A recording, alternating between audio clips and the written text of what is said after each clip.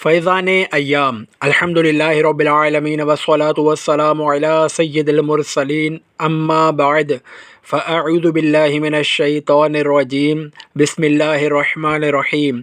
फैज़ान अय्याम अत्तार जी दुआ या अल्लाह पाक जेको भी 25 सफ़न जो रिसालो फैज़ान अय्याम पढ़ी या ॿुधी वठे उनखे बरकत वारनि ॾींहंनि जे सदक़े पंहिंजनि प्यारनि में शामिल फ़रमाए ऐं खेसि माउ पीउ समेत जन्नतुल फ़िरदौस में बेहिसाब दाख़िला नसीब फ़रमाए।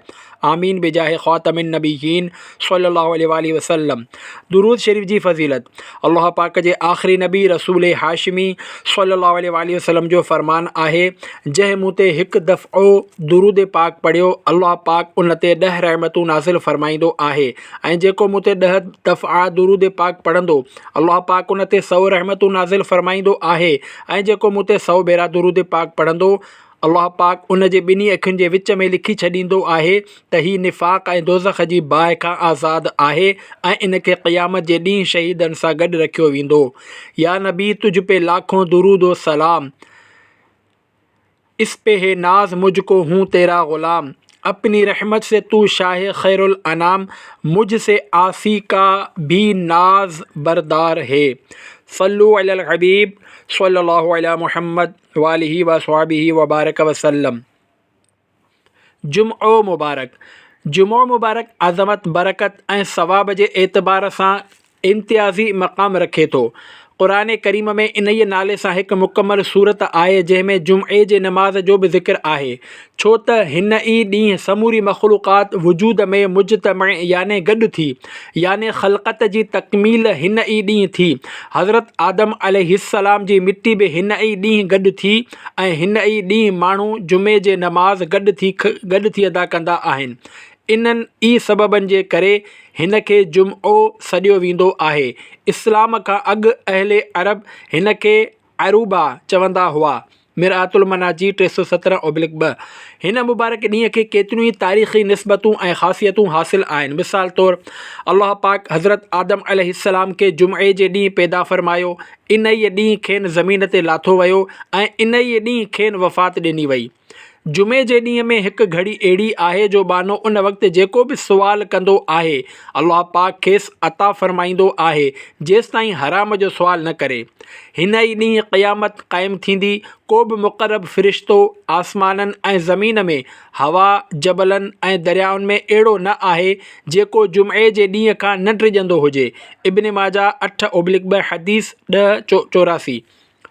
हिननि मुक़दस हस्तियुनि जो निकाह जुमे जे ॾींहुं थियो।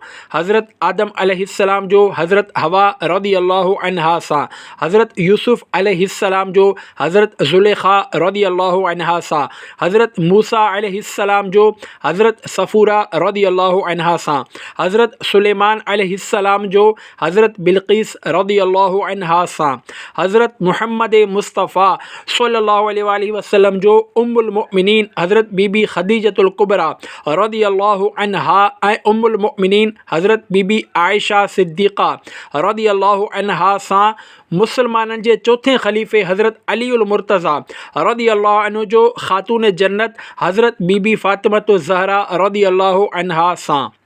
हिन ई मुबारक ॾींहंनि खे मुसलमाननि जे ईद क़रार ॾिनो वियो आहे। सुनन कुबरा लिल बीहक़ी 447/1 हदीस 1427। जुमे खे सैयदुल अयाम याने ॾींहंनि जो सरदार फ़रमायो वियो आहे। मुस्तदरिक 567/1 हदीस 1065। जुमअतुल मुबारक ते नेकियुनि जो सवाबु वधायो वेंदो आहे। हिन ॾींहुं दोज़ख जा दरवाज़ा न खोलिया वेंदा आहिनि ऐं न ई इन खे भड़कायो वेंदो आहे। अंबिया किराम अलैहिमुस्सलाम ऐं माउ पीउ जे साम्हूं हर जुमे ते अमाल नामा पेश कया वेंदा आहिनि। हिन ॾींहुं मुसलमान जुमे जी नमाज़ अदा कंदा आहिनि। जुमे जो मुबारक ॾींहुं कीअं गुज़ारिजे। प्यारा प्यारा इस्लामी भाइरो, जुमे जी शान ऐं अज़मत बाबति तव्हां ॼाणे चुका आहियो। हिन बरकत वारे ॾींहंनि जी मुबारक घड़ियुनि खे गुज़ारण लाइ बि असांजी मुकमल रहनुमाई कई वई आहे। अचो पढ़ो ऐं ॿुधो। जुमे जे ॾींहं जो रोज़ो। जुमे जो रोज़ो जन्नत वाजिबु करण वारनि अमलनि मां हिकु आहे। जीअं त नबी करीम सल्लल्लाहु अलैहि वसल्लम जो फ़रमाने आलीशान आहे त जंहिं जुम्ए जी नमाज़ पढ़ी उन ॾींहं जो रोज़ो रखियो, कंहिं मरीज़ जी इयादत कई, कंहिं जनाज़े में हाज़िर थियो ऐं कंहिं निकाह में शिरकत कई त उन जे लाइ जन्नत वाजिबु थी वई। मुअज्जम कबीर 97/8 हदीस 74-84। सिर्फ़ु जुमे जो रोज़ो रखणु कीअं आहे? ख़ुसूसियत सां सिर्फ़ु जुमे या सिर्फ़ु छंछर जो रोज़ो रखणु मकरूह तंज़ीही आहे, पर जेकॾहिं कंहिं ख़ासि तारीख़ ते जुमो या छंछरु अची वञे त पोइ इन में कराहत न आहे। मिसाल तौरु 15 शाबान शरीफ़, 27 रजब शरीफ़ वग़ैरह जुमे ते अची वञनि ऐं हाणे इन्हनि तारीख़ुनि जे करे सिर्फ़ु जुमे जो रोज़ो रखियो त हर्ज न आहे। मुस्तफ़ा सल्लल्लाहु अलैहि वसल्लम जो फ़रमान आहे, जुमे जो ॾींहुं तव्हां जे लाइ ईद आहे, उन ॾींहुं रोज़ो न रखो, पर ही त उन खां अॻु या पोइ बि रोज़ो रखो। अत-तरग़ीब व तरहीब 81/2 हदीस 11। 10,000 सालनि जे रोज़नि जो सवाबु। आला हज़रत इमाम अहमद रज़ा ख़ान रहमतुल्लाह अलैह फ़रमाइनि था, रिवायतुनि में आहे त जुमे जो रोज़ो जॾहिं इन सां गॾु ख़मीस, जुमेरात या छंछर जो रोज़ो बि शामिलु हुजे त इहो 10,000 सालनि जे रोज़नि जे बराबरि आहे। जुमे जे ॾींहुं करण वारा अमल। प्यारा प्यारा इस्लामी भाइरो, शबे जुमुआ ऐं रोज़े जुमुआ याने जुमे जी राति ऐं जुमे जे ॾींहुं करण वारा अमल ज़िक्र कया पिया वञनि। इन्हनि जो बि मुतालो फ़रमायो। 1. जुमे जी राति जा 4 अमल। जुमे जी राति मग़रिब जी नमाज़ खां पोइ हदीस में बयानु कयल तरीक़े जे मुताबिक़ 2 रकातूं नमाज़ अदा करण वारो मौत जे तकलीफ़ ऐं क़ब्र जे अज़ाब खां महफ़ूज़ रहंदो। जीअं त मुस्तफ़ा जाने रहमत सल्लल्लाहु अलैहि वसल्लम जो फ़रमान आहे त जेको शख़्स जुमे जी राति मग़रिब जी नमाज़ खां पोइ 2 रकातूं हिन तरह अदा करे जो हर रकात में हिकु दफ़ो सूरह फ़ातिहा ऐं 15 दफ़ा सूरतुल ज़िलज़ाल पढ़े त अल्लाह पाक उन ते मौत जी सकरात आसान फ़रमाईंदो, उन खे क़ब्र जे अज़ाब खां महफ़ूज़ रखंदो ऐं क़यामत जे ॾींहुं पुल सिरात तां गुज़रणु उन जे लाइ आसान करे छॾींदो। सूरह यासीन शरीफ़ पढ़ो ऐं मग़फ़िरत जा हक़दार बणिजी वञो। फ़रमाने मुस्तफ़ा सल्लल्लाहु अलैहि वसल्लम, जेको शख़्स शबे जुमुआ याने ख़मीस ऐं जुमे जी विच वारी राति सूरत यासीन पढ़ंदो, उन जी मग़फ़िरत कई वेंदी। अत-तरग़ीब व तरहीब 298/1 हदीस 4। फ़रमाने मुस्तफ़ा सल्लल्लाहु अलैहि वसल्लम, जेको मोमिन जुमे जी राति 2 रकातूं अहिड़ी तरह पढ़े जो हर रकात में सूरह फ़ातिहा खां पोइ 25 दफ़ा सूरत इख़लास पढ़े, पोइ ही दुरूद पाक सल्लल्लाहु अला मुहम्मदिन नबिय्यिल उम्मी 1000 दफ़ा पढ़े त ईंदड़ जुमे खां पहिरियां ख़्वाब में मुंहिंजी ज़ियारत कंदो ऐं जंहिं मुंहिंजी ज़ियारत कई अल्लाह पाक उन जा गुनाह मुआफ़ फ़रमाए छॾींदो। अल क़ौलुल बदी सफ़ो 383। इमाम ज़ुहरी रहमतुल्लाहि अलैहि फ़रमाइनि था, जेको शख़्स जुमे जी राति गुस्ल करे 2 रकातूं हिन तरह पढ़े जो इन्हनि में 1000 दफ़ा सूरह इख़लास पढ़े त उन खे ख़्वाब में नबी अकरम सल्लल्लाहु अलैहि वसल्लम जी ज़ियारत थींदी। तारीख़ इब्न असाकिर 301/9 रक़म 816। 2. जुमे जे ॾींहं जा 5 अमल। नह लाहिणु, छो त इहो अमल शिफ़ा हासिल करण जो सबबु आहे। हदीस पाक में आहे, जेको जुमे जे ॾींहुं पंहिंजा नह लाहींदो आहे अल्लाह पाक उन मां बीमारी कढी खेसि शिफ़ा ॾेई छॾींदो आहे। हिते हिकु ॻाल्हि ज़हन नशीन करियो त जुमे जे ॾींहुं नह कटणु मुस्तहब आहे, पर जेकॾहिं नह घणा वॾा थी विया हुजनि त जुमे जो इंतज़ारु न कयो वञे, छो त वॾा नह रिज़्क़ में तंगीअ जो सबबनि मां हिकु सबबु आहे। बहार शरीयत 582/1 हिस्सो 4। जुमे जे ॾींहुं गुस्ल करियो ऐं ख़ुशबू लॻायो, छो त नबी अकरम सल्लल्लाहु अलैहि वसल्लम फ़रमायो, जेको शख़्स जुमे जे ॾींहुं गुस्ल करे ऐं वस आहर सफ़ाई करे, पोइ तेल ऐं घर में मौजूदु ख़ुशबू लॻाए, पोइ नमाज़ जे लाइ घरां निकिरे ऐं ॿियनि माण्हुनि जे विच में जुदाई न करे, अहिड़ी तरह तरह न ई माण्हुनि जे विच कंधनि खे ओरांगींदो अॻिते वधे ऐं न ई ॿिनि माण्हुनि खे चीरे उन्हनि जे विच में वेहे, बल्कि खेसि जिते बि जाइ मिले उते ई वेही रहे ऐं जेका नमाज़ उन जे लाइ लिखी वई आहे उहा पढ़े ऐं जॾहिं इमाम ख़ुतबो पढ़े त ख़ामोश रहे, त अहिड़े शख़्स जा हिन जुमे खां ईंदड़ जुमे जे विच वारा गुनाह बख़्शिया वेंदा। बुख़ारी 306/1 हदीस 883। जुमे जे ॾींहुं सुठा कपिड़ा पहिरियो, छो जो नबी करीम सल्लल्लाहु अलैहि वसल्लम फरमायो, जंहिं जुमे जे ॾींहुं गुस्ल कयो ऐं सुठा कपिड़ा पहिरिया ऐं ख़ुशबू मौजूदु हुअण जी सूरत में लॻाई, पोइ जुमे जी नमाज़ जे लाइ सुकून ऐं वक़ार सां हलियो ऐं कंहिं नमाज़ी खे न ओरांगियो, कंहिंखे तकलीफ़ न पहुचाई, पोइ नमाज़ अदा कई ऐं इमाम जे वापसि वञण ताईं इंतज़ारु कयो, त उन जा ॿिन्ही जुमअनि जे विच वारा गुनाह मुआफ़ कया वेंदा। मजमू ज़वाइद 385/2 हदीस 3039। शेख अब्दुल हक मुहदिस देहलवी रहमतुल्लाहि अलैहि नक़ल कनि था त जेको शख़्स जुमे जे ॾींहुं 1000 दफ़ा ही दुरूद शरीफ़ अल्लाहुम्मा सल्लि अला मुहम्मदिन नबिय्यिल उम्मी सल्लल्लाहु अलैहि वसल्लम पढ़ंदो त ख़्वाब में नबी करीम सल्लल्लाहु अलैहि वसल्लम जी ज़ियारत कंदो या जन्नत में पंहिंजी जाइ ॾिसी वठंदो। जेकॾहिं पहिरें दफ़े मक़सदु पूरो न थिए त ईंदड़ जुमे ते बि पढ़े, इंशा अल्लाह 5 जुमनि ताईं ख़ुशी मिलण वारो ख़्वाब ॾिसंदो। जज़्बुल क़ुलूब सफ़ो 242।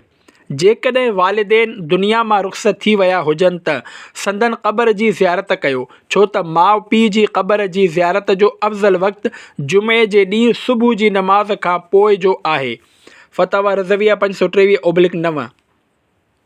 3. जुमे जी नमाज़ इमामे सां अदा करियो। जुमे जे ॾींहुं इमामो शरीफ़ ॿधणु सुन्नत मुबारका आहे ऐं उन जी बरकत सां अल्लाह पाक अजर ऐं सवाब में बि तमामु घणो इज़ाफ़ो फ़रमाईंदो आहे। आका करीम सल्लल्लाहु अलैहि वसल्लम जो फ़रमान आहे, इमामे सां हिकु जुमो पढ़णु बग़ैर इमामे जे 70 जुमआ पढ़णु बराबरि आहे। जामे सग़ीर सफ़ो 314 हदीस 5101।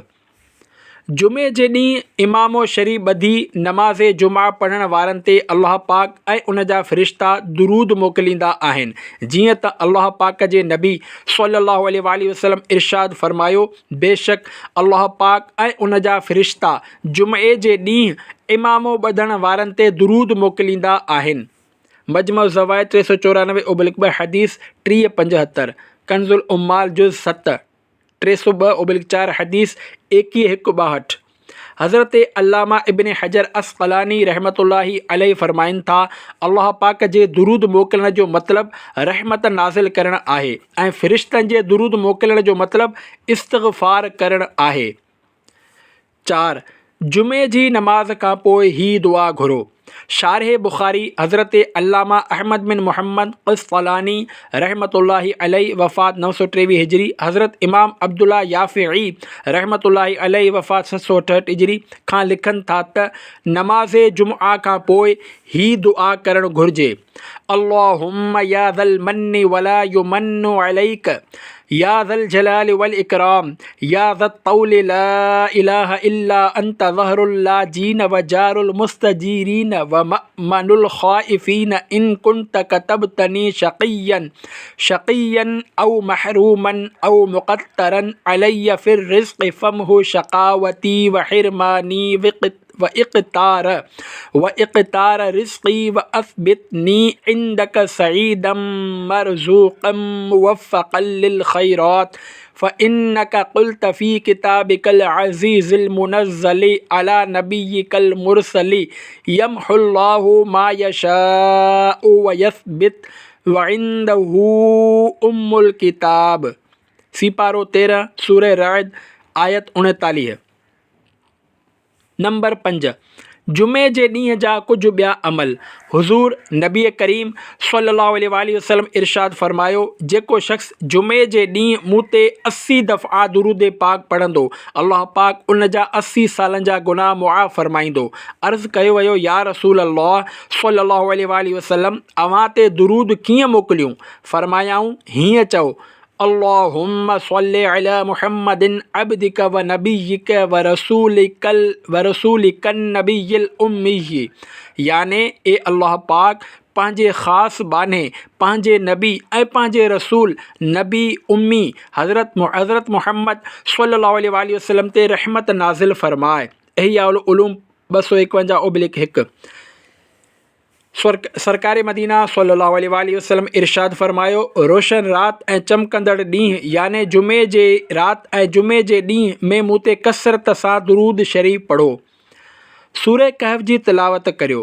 जीअं त नबी करीम सल्लल्लाहु अलैहि वसल्लम फ़रमायो, जेको शख़्स जुमे जे ॾींहुं सूरत कहफ़ पढ़ंदो आहे उन जी ऐं बेते अतीक़ याने खाने काबा जे विच में हिकु नूर रोशन कयो वेंदो आहे। शोबुल ईमान 474/2 हदीस 24-44। फ़रमाने मुस्तफ़ा सल्लल्लाहु अलैहि वसल्लम आहे, जुमे जे ॾींहुं मूं ते दुरूद पाक जी कसरत करियो, छो त ही यौम मशहूद हाज़िरी जो ॾींहुं आहे।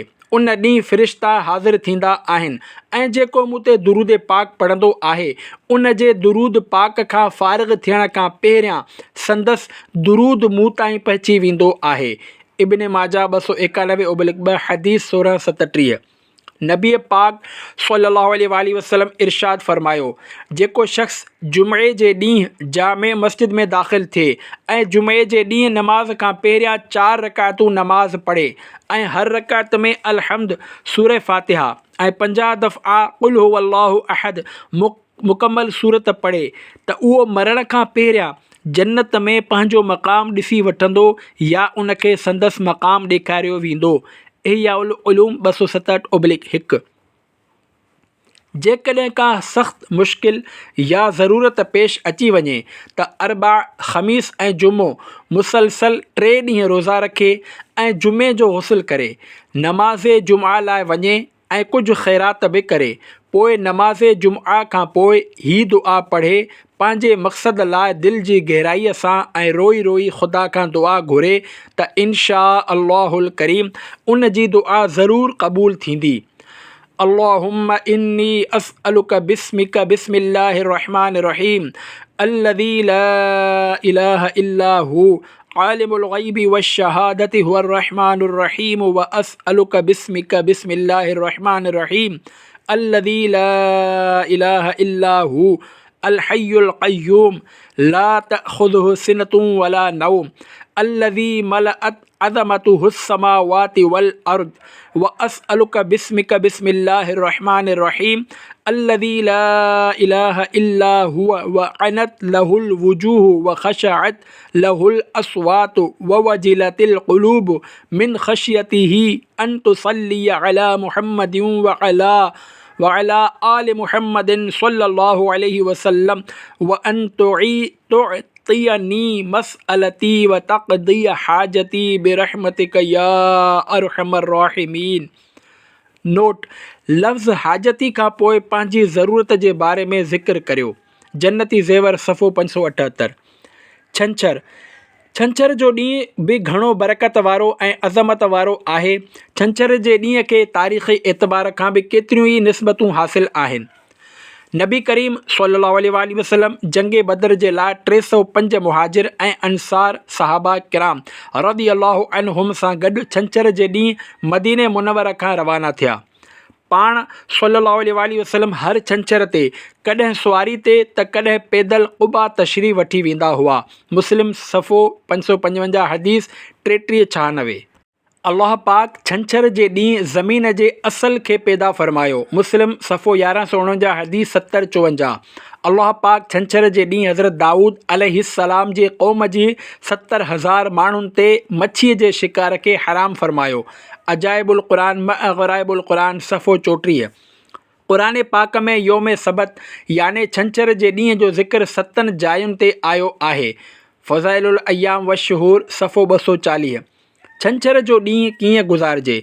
प्यारा प्यारा इस्लामी भाइरो, दीन इस्लाम जहिड़ी तरह हर ॾींहं खे नेकियुनि में गुज़ारण लाइ असांजी रहनुमाई फ़रमाई आहे, ईअं ई छंछर जे ॾींहं खे बि नेकियुनि में गुज़ारण लाइ कुझु अमल ॿुधाया आहिनि, जिन ते अमल करण जी बरकत सां असांजो हीउ ॾींहुं बि ख़ैर ऐं बरकत वारो बणिजी सघे थो।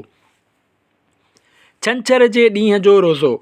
इन ॾींहं जी मामूलात मां आहे त उन ॾींहुं रोज़ो रखियो वञे, जीअं हज़रत बीबी उम्मे सलमा रज़ियल्लाहु अन्हा खां रिवायत आहे त रसूलुल्लाह सल्लल्लाहु अलैहि वसल्लम अक्सर छंछर ऐं आचर जो रोज़ो रखंदा हुआ ऐं फरमाईंदा हुआ, ही ॿई छंछर ऐं आचर मुशरिकनि जे ईदुनि जा ॾींहं आहिनि ऐं मां चाहियां थो त इन्हनि जी मुखालिफ़त करियां।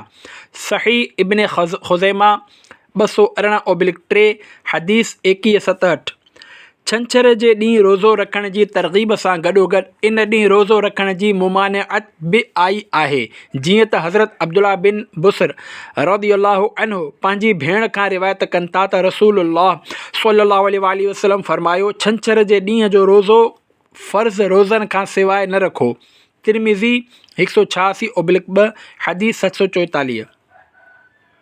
हकीमुल उम्मत हज़रत मुफ़्ती अहमद यार ख़ान नईमी रहमतुल्लाहि अलैहि इन जी शरह में फ़रमाइनि था त नफ़ली रोज़ो फ़क़ति छंछर जे ॾींहुं न रखो, छो त इन में यहूदियुनि सां मुशाबहत आहे, छो त उहे जेतोणीकि छंछर जे ॾींहुं रोज़ो न रखंदा आहिनि पर उन ॾींहं जे तमामु घणी ताज़ीम कंदा आहिनि। तव्हां जो इन ॾींहुं रोज़ो रखणु उन्हनि सां मुशाबहत थींदो।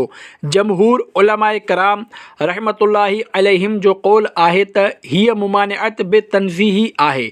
जेकॾहिं छंछर सां गॾु कंहिं ॿिए ॾींहुं मिसाल तौरु आचर या जुमे जो बि रोज़ो रखियो वञे त न मुशाबहत रहंदी ऐं न ई मुमानिअत। मिरआतुल मनाजी 192/3।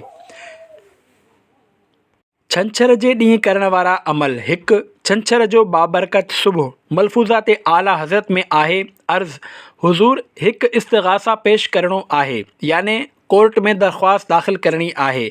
इन जे लाइ कहिड़ो ॾींहुं मुनासिबु आहे? इरशाद, इन जे लाइ को ख़ासि ॾींहुं मुक़ररु न आहे, पर हदीस शरीफ़ में इरशाद आहे त जेको शख़्स कंहिं हाजत जे लाइ छंछर जे ॾींहुं सुबुह जो सिजु उभरण खां पहिरियां पंहिंजे घर खां निकिरे त उन जी हाजत रवाई याने हाजत पूरी थियण जो मां ज़ामिन आहियां, याने ज़िम्मेवार आहियां। मसनदुल फ़िरदौस 519/3 हदीस 56-20। 2 सैयदना फ़ारूक़ आज़म जो तरीक़ो। मुसलमाननि जा ॿिया नंबर ख़लीफ़ा हज़रत उमर फ़ारूक़ आज़म रज़ियल्लाहु अन्हु हर छंछर जे ॾींहुं मदीने शरीफ़ जे मथाईअ वारे हिसे ॾांहुं तशरीफ़ खणी वेंदा हुआ।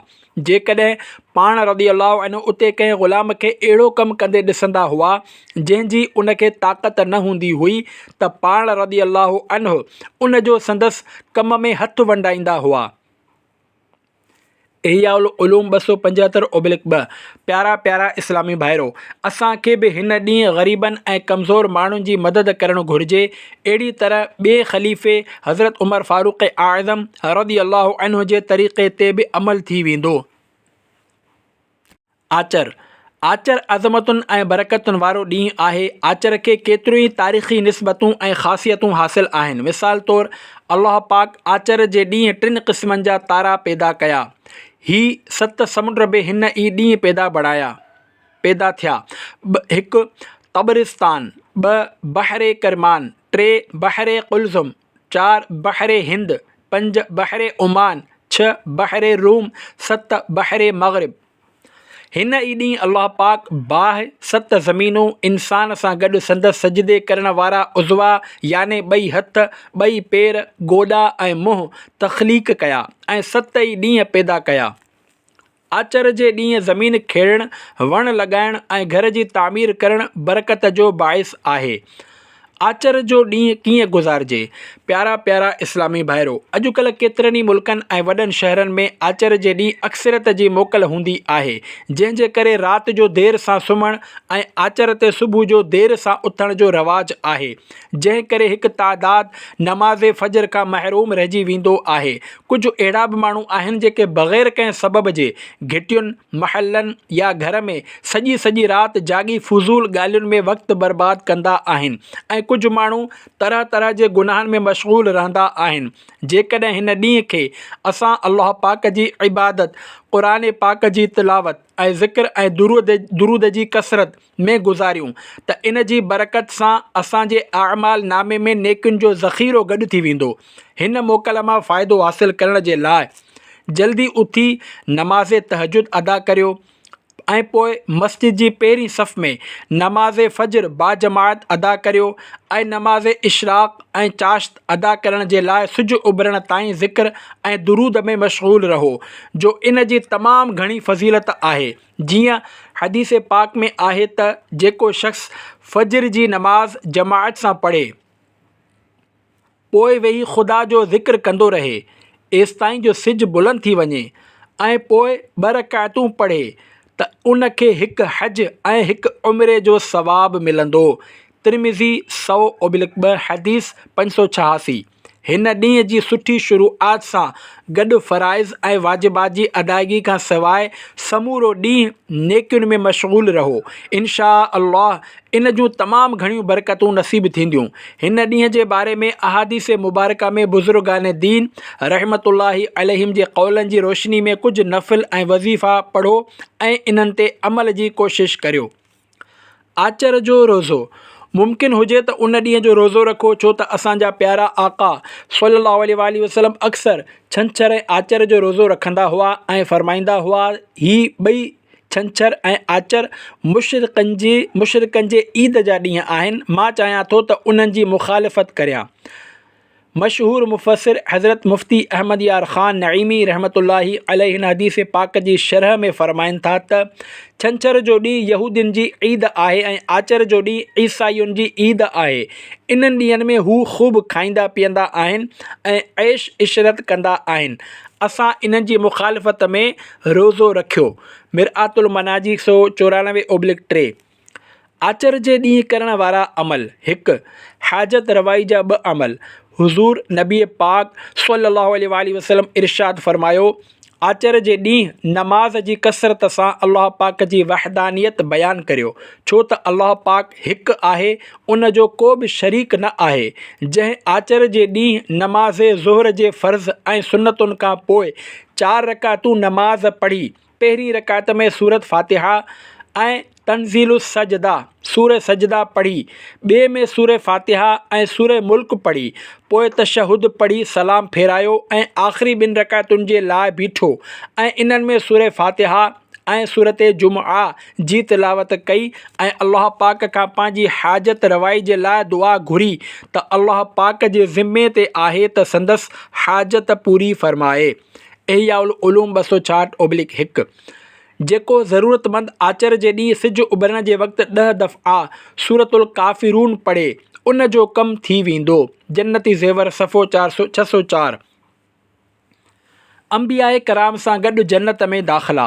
हज़रत अनस बिन मालिक रज़ी अल्लाहु अन्हु खां रिवायत आहे त जेको शख़्स आचर जी राति 20 रकातूं नमाज़ पढ़े ऐं हर रकात में सूर फ़ातिहा खां पोइ 50 दफ़ा सूर इख़लास कुल हुवल्लाहु अहद ऐं हिकु दफ़ो मुअव्वज़तैन सूरत फलक ऐं नास पढ़े, पोइ 100 दफ़ा इस्तिग़फ़ार करे, पोइ पंहिंजे लाइ ऐं पंहिंजे वालिदैन जे लाइ 100 दफ़ा मग़फ़िरत जी दुआ घुरे, 100 दफ़ा नबी करीम सल्लल्लाहु अलैहि वसल्लम ते दुरूद पाक पढ़े, पंहिंजी ताक़त ऐं क़ुव्वत खां बराअत जो इज़हार करे ऐं अल्लाह पाक जी पनाह घुरे ऐं चवे अशहदु अल्ला इलाहा इल्लल्लाहु वहदहु ला शरीक लहू व अशहदु अन्न आदम सफ़वतुल्लाहि व फ़ितरतुहु व इब्राहीम ख़लीलुल्लाहि व मूसा कलीमुल्लाहि व ईसा रूहुल्लाहि व मुहम्मदन हबीबुल्लाहि।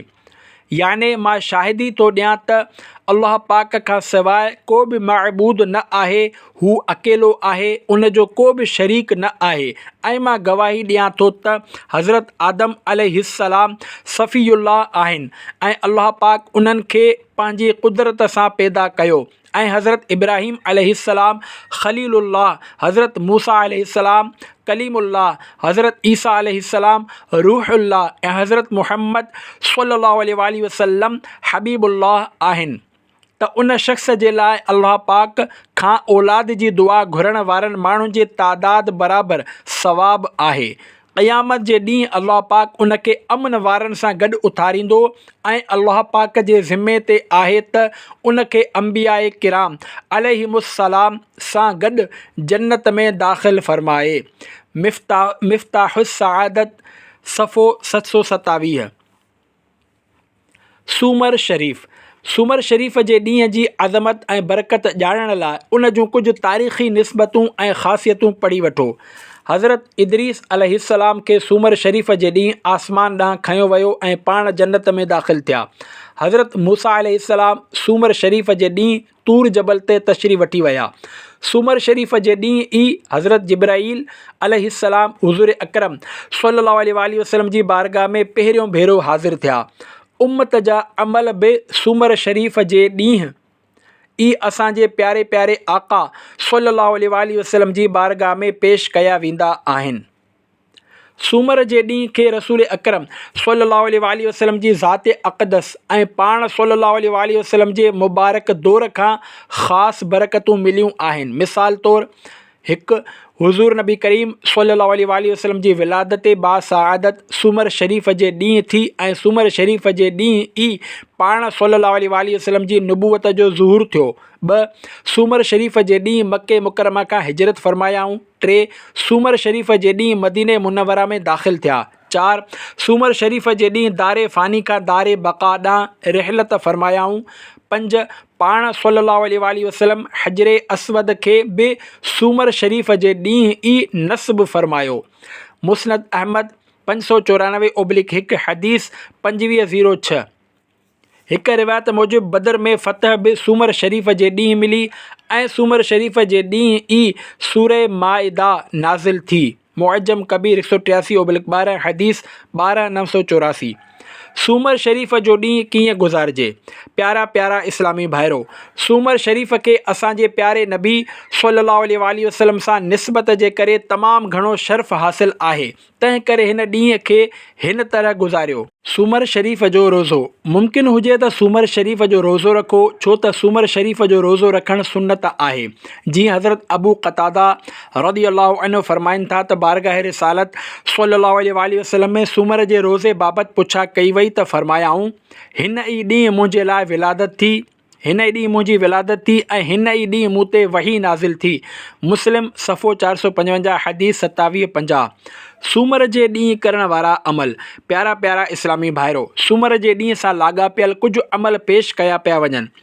समूरा गुनाह मुआफ़।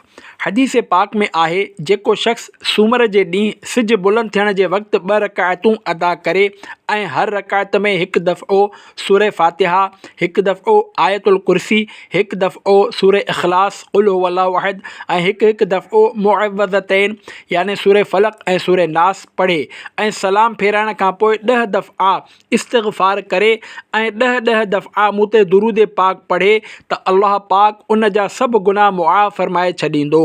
इहिया उलूम 260/1।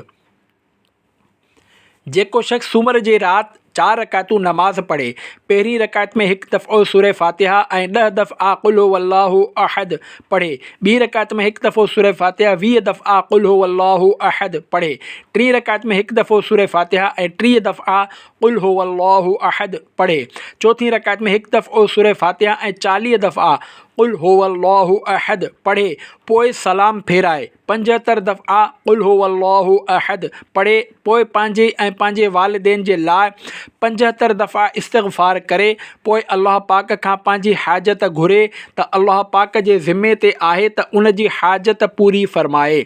इहिया उलूम 268/1। जेको शख़्स 2 रकातूं नमाज़ पढ़े, हर रकात में 15 दफ़ा सूरह फ़ातिहा, 15 दफ़ा क़ुल हुवल्लाहु अहद ऐं 15 दफ़ा मुअव्वज़तैन यानी सूरह फ़लक़ ऐं सूरह नास पढ़े ऐं सलाम फेराइण खां पोइ 15 दफ़ा आयतुल कुर्सी पढ़े ऐं 15 दफ़ा अल्लाह पाक खां इस्तिग़फ़ार करे त उन जे लाइ अज़ीम सवाब ऐं वॾो अजर आहे। इत्तिहाफ़ुस सआदतुल मुत्तक़ीन 630/3। अंगारो। अंगारो बि मुबारक ॾींहंनि मां आहे। उन ॾींहं खे तारीख़ी एतबार खां केतिरियूं ई निस्बतूं हासिलु आहिनि। मिसाल तौरु हिन ई ॾींहुं अल्लाह पाक पंहिंजे बरगुज़ीदा नबी हज़रत अयूब अलैहिस्सलाम खे शिफ़ा अता फ़रमाई। मुस्तदरिक 298/5 हदीस 75-56। हिन ई ॾींहुं अल्लाह पाक नबी करीम सल्लल्लाहु अलैहि वसल्लम खे बैतुल मुक़द्दस खां काबा मुशर्रफ़ा ॾांहुं मुंहुं करे नमाज़ पढ़ण जो हुकुम इरशाद फरमायो। सही इब्न हिब्बान 108/3 हदीस 17-13। हिन ई ॾींहुं सूरतुल हदीद नाज़िल थी ऐं हिन ई ॾींहुं अल्लाह पाक लोह खे पैदा फरमायो। मजमू ज़वाइद 154/5 हदीस 83-31। हिन ई ॾींहुं अल्लाह पाक जबलनि ऐं उन्हनि में मौजूदु फ़ाइदो पहचान वारियुनि शयुनि खे पैदा फरमायो। हिन ई ॾींहुं अल्लाह पाक जहन्नम खे पैदा कयो ऐं हिन ई ॾींहुं अल्लाह पाक मलकुल मौत अलैहिस्सलाम खे औलाद आदम जे रूहनि ते मुक़ररु फरमायो। फैज़ुल क़दीर 3/1 तहतुल हदीस 8। अंगारे जो ॾींहुं कीअं गुज़ारिजे? प्यारा प्यारा इस्लामी भाइरो, अंगारे बाबति तव्हांखे मालूम थी चुको आहे। हिन मुबारक ॾींहं खे गुज़ारण जी तफ़सील हीअ आहे। अंगारे जो रोज़ो। हुज़ूर नबी करीम सल्लल्लाहु अलैहि वसल्लम हिकु महीने छंछरु, आचर ऐं सूमर जो जॾहिं त ॿिए महीने अंगारो, अरबा ऐं ख़मीस जो रोज़ो रखंदा हुआ। तिरमिज़ी 186/2 हदीस 746। अंगारे जे ॾींहुं कपिड़ा न कटियो। अंगारे जे ॾींहुं नओं कपिड़ो कटण खां बचणु घुरिजे। शेख अब्दुल हक़ मुहद्दिस देहलवी रहमतुल्लाहि अलैहि हज़रत अलीउल मुर्तज़ा रज़ियल्लाहु अन्हु जो क़ौल लिखंदे फ़रमाइनि था त जेको कपिड़ो अंगारे जे ॾींहुं कटियो वेंदो त उहो कपिड़ो चोरी थी वेंदो या पाणीअ में ॿुॾी वेंदो या उनखे बाहि साड़े छॾींदी। कशफुल इल्तिबास सफ़ो 54। नोट: जॾहिं को शख़्स नओं लिबास पहिरे त 10 दफ़ा सूरत इन्ना अंज़लनाहु पढ़े, पाणीअ ते दम करे ऐं उन पाणीअ जा छंडा लिबास ते हणे त बरकत थींदी। अरबा जो ॾींहुं बि केतिरियूं ई इम्तियाज़ी ख़ासियतूं रखे थो ऐं इन ॾींहं खे बि तारीख़ी एतबार खां केतिरियूं ई निस्बतूं हासिलु आहिनि। मिसाल तौरु अरबा जे ॾींहुं अल्लाह पाक 7 काफ़िरनि खे 7 शयुनि सां हलाकु कयो। औज बिन उनक़, जंहिंजी उमिरि 4500 साल हुई ऐं संदसि क़द सभिनी खां वॾो हो, खे हुदहुद पखीअ जे ज़रिए हलाकु फरमायो। 2 क़ारून खे ख़स्फ़ ज़मीन में दॿाइण जे वसीले। 3 फ़िरऔन ऐं उन जे लश्कर खे दरिया जे वसीले। 4 नमरूद मलऊन खे मच्छर जे ज़रिए। 5 क़ौमे लूत खे पत्थरनि सां। 6 शद्दाद बिन आद खे हज़रत जिब्राईल अलैहिस्सलाम जे आवाज़ सां। 7 क़ौमे आद खे तेज़ हवा जे ज़रिए। हज़रत अबू हुरैरा रज़ियल्लाहु अन्हु खां रिवायत आहे त जंहिं अरबा या छंछर जे ॾींहुं हिजामा करायो, पोइ उहो पंहिंजे जिस्म में बरस ॾिसे त उहो पंहिंजो पाण खे ई मलामत करे। जामिउ सग़ीर सफ़ो 508 हदीस 83-28। हज़रत अल्लामा अब्दुल रऊफ़ मुनावी रहमतुल्लाहि अलैहि वफ़ात 1031 हिजरी फ़रमाइनि था त इमाम अबू जाफ़र नेशापुरी रहमतुल्लाहि अलैहि फ़रमायो, मूं हिकु ॾींहुं चयो त हीअ हदीस ग़ैर सही आहे ऐं मूं अरबा जे ॾींहुं हिजामा करायो त मूंखे बरस जी बीमारी थी वई। पोइ मां ख़्वाब में रसूलुल्लाह सल्लल्लाहु अलैहि वसल्लम जी ज़ियारत सां मुशर्रफ़ थियुसि त मूं पाण सल्लल्लाहु अलैहि वसल्लम सां इन मर्ज़ जी शिकायत कई, जंहिं ते पाण सल्लल्लाहु अलैहि वसल्लम फ़रमायो, तूं मुंहिंजी हदीस जी इहानत करण खां बच, याने तूं मुंहिंजी हदीस जी मुखालफ़त कई, इन करे हिन मर्ज़ में मुब्तला थियो आहीं। फैज़ुल क़दीर 45/6 तहतुल हदीस 83-28। बुज़ुर्गान दीन रहमतुल्लाहि अलैहिम तदरीस जे मजलिस जी शुरूआत अरबा जे ॾींहुं कंदा आहिनि, छो त इल्म नूर आहे, तंहिं करे इन जी इब्तिदा नूर जे ॾींहुं ई मुनासिब आहे। अरबा जो ॾींहुं कीअं गुज़ारिजे? प्यारा प्यारा इस्लामी भाइरो, अरबा जी निस्बतुनि ऐं इम्तियाज़ी ख़ासियतुनि खे ॼाणण खां पोइ उन ॾींहुं करण वारनि कुझु मुंतख़ब अमलनि जो तफ़सील पढ़ो। ॿुधो। अरबा जो रोज़ो। हज़रत मुस्लिम क़रशी रज़ियल्लाहु अन्हु रिवायत कनि था त मां हुज़ूर अकरम सल्लल्लाहु अलैहि वसल्लम खां सॼी ज़िंदगीअ जा रोज़ा रखण बाबति पुछियो, जंहिं ते पाण सल्लल्लाहु अलैहि वसल्लम फ़रमायो, तुंहिंजे घर वारनि जो बि तुंहिंजे मथां हक़ आहे।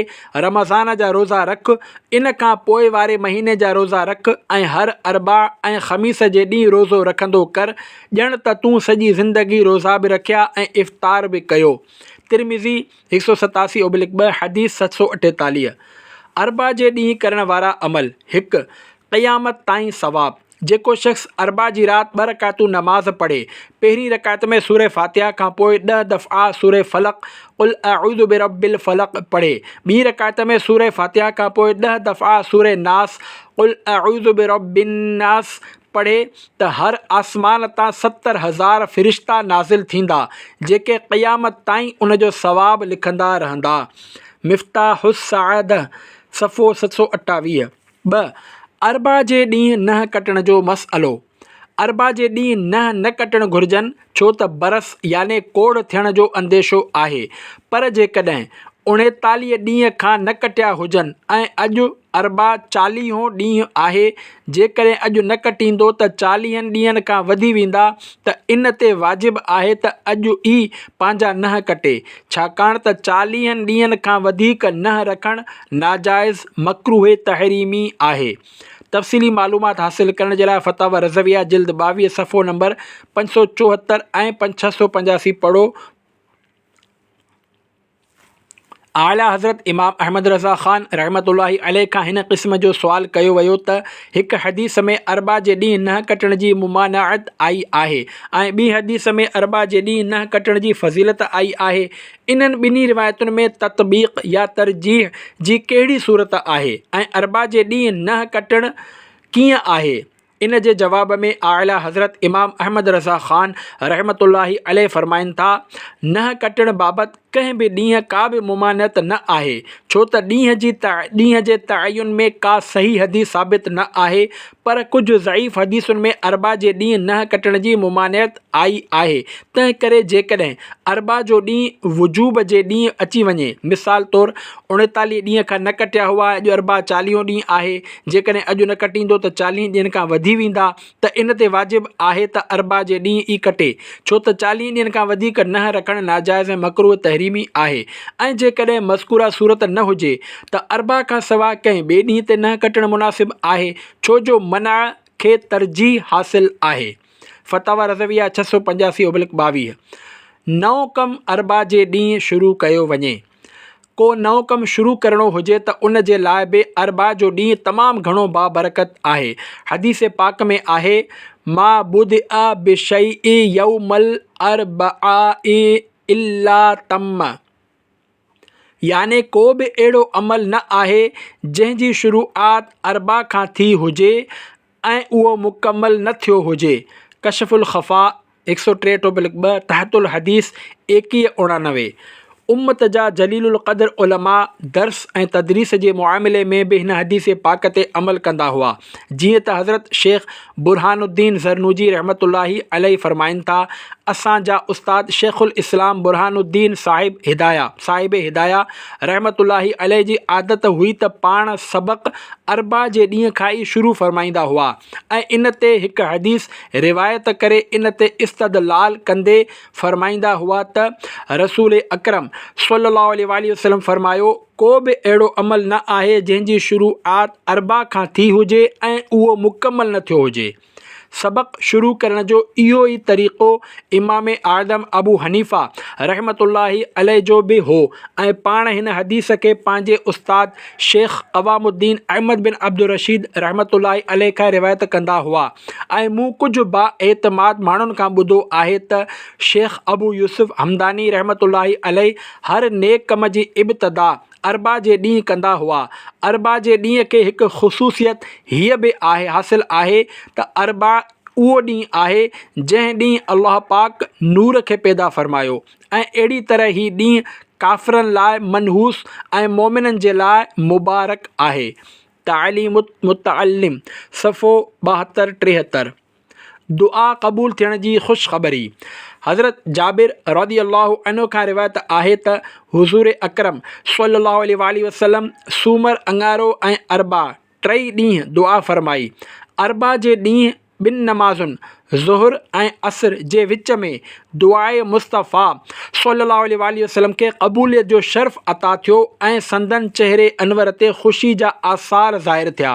हज़रत जाबिर रदी अल्लाहु अन्हु फ़रमाइनि था, इन खां पोइ मूंखे जॾहिं बि को अहम मसइलो या मुश्किल मुआमिलो पेश आयो त मां उन वक़्त जो इंतज़ारु कयो, याने अरबा जे ॾींहुं ॿिनि नमाज़ुनि ज़ुहर ऐं असर जे विच वारो, ऐं उन वक़्तु बारगाहे इलाही में दुआ कई त उहा क़बूलियत जे दर्जे खे पहुती। शुअबुल ईमान 397/3 हदीस 38-74। ख़मीस जो ॾींहुं तमामु घणो बरकत वारो आहे, छो त इन में बरकत जे लाइ पाण नबी करीम सल्लल्लाहु अलैहि वसल्लम ख़ासि दुआ कंदे इरशाद फ़रमायो, अल्लाहुम्मा बारिक लि उम्मती फ़ी बुकूरिहा यौम ख़मीसिहा, याने ए अल्लाह मुंहिंजे उम्मत जे ख़मीस जे सुबुह में बरकत अता फ़रमाए। मसनद बाज़ार 448/11 हदीस 53-12। हिन ॾींहं खे तारीख़ी एतबार खां केतिरियूं ई निस्बतूं हासिल आहिनि। मिसाल तौरु हज़रत इब्राहीम अलैहिस्सलाम ख़मीस जे ॾींहुं मिस्र जे बादशाह वटि तशरीफ़ खणी विया ऐं उते हज़रत बीबी हाजरा रदी अल्लाहु अन्हा खे हासिल कयाऊं। ख़मीस जे ॾींहुं हज़रत यूसुफ़ अलैहिस्सलाम जा भाइर संदन दरबार में हाज़िर थिया ऐं नेमत हासिल कयाऊं। हज़रत यूसुफ़ अलैहिस्सलाम जो सॻो भाउ बिनयामीन मिस्र में दाख़िल थियो त हज़रत यूसुफ़ अलैहिस्सलाम खे हासिल कयाईं। हज़रत याक़ूब अलैहिस्सलाम मिस्र में दाख़िल थिया त अमन हासिल कयाऊं। इमामुल अंबिया हज़रत मुहम्मद मुस्तफ़ा सल्लल्लाहु अलैहि वसल्लम मक्के मुकरमा में दाख़िल थिया त फ़तह ऐं नुसरत हासिल कयाऊं। असांजा प्यारा नबी सल्लल्लाहु अलैहि वसल्लम ख़मीस जे ॾींहुं सफ़र खे पसंदि फ़रमाईंदा हुआ। जीअं त हज़रत काब बिन मालिक रदी अल्लाहु अन्हु खां रिवायत आहे त रसूलुल्लाह सल्लल्लाहु अलैहि वसल्लम ग़ज़वात जे लाइ ख़मीस जे ॾींहुं वञणु पसंदि फ़रमाईंदा हुआ। बुख़ारी 296/2 हदीस 29-50। अल्लामा मुहम्मद अब्दुर्रऊफ़ मुनावी रहमतुल्लाहि अलैहि वफ़ात 1031 हिजरी लिखनि था त ख़मीस जो ॾींहुं वॾो मुबारक ॾींहुं आहे, ख़ासि करे तलबे हाजत ऐं सफ़र शुरू करण जे लाइ। हज़रत सख़र रदी अल्लाहु अन्हु ख़मीस जे ॾींहुं सफ़र लाइ रवाना थींदा हुआ ऐं वॾा मालदार बणिजी विया। फ़ैज़ुल क़दीर 133/2 तहतुल हदीस 1458 वधीक फ़रमाइनि था त इल्मु हासिल करण लाइ सुबुह जो सवेर वेहणु मुस्तहब आहे ऐं इल्म जो शुरू करणु याने कंहिं दीनी किताब जी शुरूआत ख़मीस जे ॾींहुं ख़ासि करे सुबुह जो सवेर करणु तमामु घणो बहितरु आहे। जेतोणीकि बुज़ुर्गान दीन रहमतुल्लाहि अलैहिम इल्म जी इब्तिदा अरबा जे ॾींहुं करणु फ़रमाई आहे, छो त अरबा योमे नूर आहे ऐं इल्म बि नूर आहे। न तंहिं हूंदे बि ख़मीस जे ॾींहुं इल्मु शुरू करणु बरकत जो बाइस आहे। कुझु जामे इल्म ऐं विलायत वसियत फ़रमाईंदा आहिनि त तालीफ़ ऐं क़िराअत जी इब्तिदा सूमर ऐं ख़मीस ते करणु घुरिजे। फ़ैज़ुल क़दीर 23/2 तहतुल हदीस 12-14। ख़मीस जो ॾींहुं कीअं गुज़ारिजे? प्यारा प्यारा इस्लामी भाइरो, ख़मीस बाबति अव्हां ॼाणे चुका आहियो। हिन मुबारक ॾींहं जे मुबारक घड़ियुनि खे इबादत में गुज़ारण जे लाइ तफ़सील हिन रीति आहे। ख़मीस जे ॾींहं जो रोज़ो मुमकिन हुजे त उन ॾींहं जो रोज़ो रखो, छो त हीअ असांजे प्यारे आका सल्लल्लाहु अलैहि वसल्लम जी सुन्नत आहे। जीअं त हज़रत उसामा बिन ज़ैद रदी अल्लाहु अन्हु फ़रमाइनि था त मूं बारगाह रिसालत में अर्ज़ु कयो, या रसूल अल्लाह सल्लल्लाहु अलैहि वसल्लम, जॾहिं तव्हां रोज़ा रखंदा आहियो त ईअं लॻंदो आहे त अव्हां इफ़्तार न कंदा, याने मुसलसल रोज़ा रखंदा, ऐं जॾहिं अव्हां रोज़ा न रखंदा आहियो त ईअं लॻंदो आहे त सवाइ ॿिनि ॾींहंनि जे कॾहिं रोज़ा न रखंदा। ऐं इहे 2 ॾींहं अहिड़ा आहिनि जो जेकॾहिं तव्हांजे रोज़नि जे विच में अची वञनि त ठीकु, न त अव्हां ख़ासि तौरु इन्हनि 2 ॾींहंनि जा रोज़ा ज़रूरु रखंदा आहियो। दरियाफ़्त फ़रमायाऊं, इहे कहिड़ा ॾींहं आहिनि? मूं अर्ज़ु कयो, सूमर ऐं ख़मीस। फ़रमायाऊं, ही उहे ॾींहं आहिनि जिन में रब्बुल आलमीन जी बारगाह में अमल पेश कया वेंदा आहिनि ऐं मां इन ॻाल्हि खे पसंदि कंदो आहियां त मुंहिंजा अमल रोज़े जी हालत में पेश कया वञनि। नसाई सफ़ो 387 हदीस 23-55। दुरूद पाक जी कसरत करियो। हिन ॾींहं जूं वधीक बरकतूं हासिल करण जे लाइ नबी पाक सल्लल्लाहु अलैहि वसल्लम जी बारगाह में घणे खां घणा दुरूद सलाम जा नज़राना पेश करियो। छो त हदीस पाक में आहे, जॾहिं ख़मीस जो ॾींहुं ईंदो आहे त अल्लाह पाक फ़रिश्तनि खे मोकिलींदो आहे जिन वटि चांदीअ जा काग़ज़ ऐं सोन जा कलम हूंदा आहिनि ऐं उहे लिखंदा आहिनि त केरु केरु ख़मीस जे ॾींहुं ऐं जुमे जी राति मूं ते कसरत सां दुरूद पाक पढ़ी रहियो आहे।